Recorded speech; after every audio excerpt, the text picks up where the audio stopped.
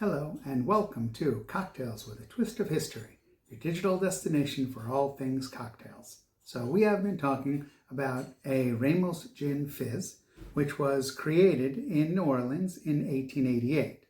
Normally I do not make a test run of my cocktails before I record the show, but the Ramos Gin Fizz is a very labor-intensive and shake-intensive cocktail, so we are going to try it out first.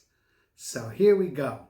In order to make a Ramos Gin Fizz, it is not a shaken cocktail, it is a very shaken cocktail. It has a lot of shaking in it. It needs 2 ounces of gin, so we are going to use 2 ounces of gin. It is going to need 1 ounce of simple syrup. So we have our simple syrup over here. We're going to use 1 ounce of that.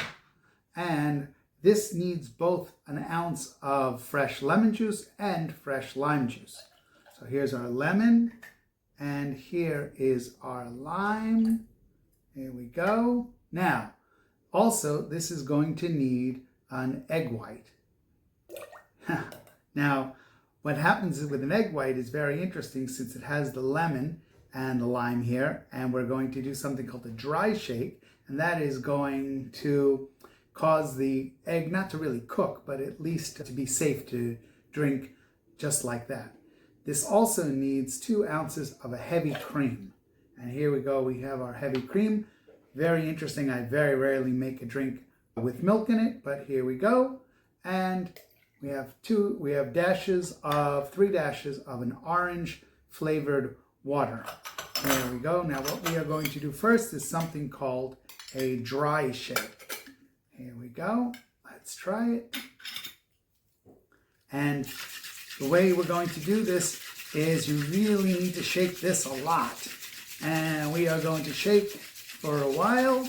As I said, there was a group of 20 people they sometimes would hire to do this shaking. There we go. I'm not going to shake it for the full time, but that should hopefully be enough. Ooh, a little bit of a spill there.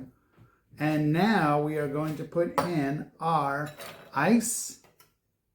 Here we go. Always, like I say, a lot of ice. There we go. A lot of ice in there.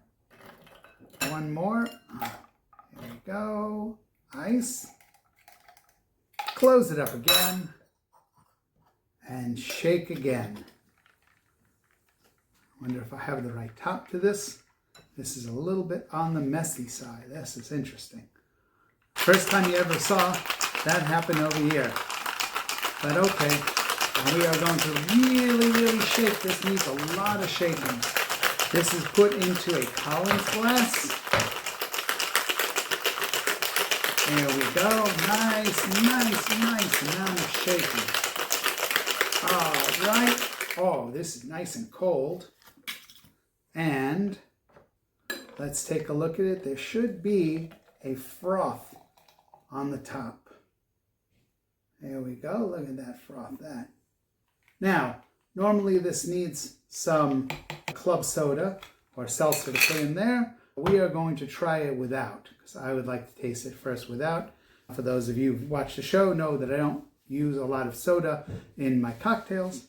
Let's try it. Cheers.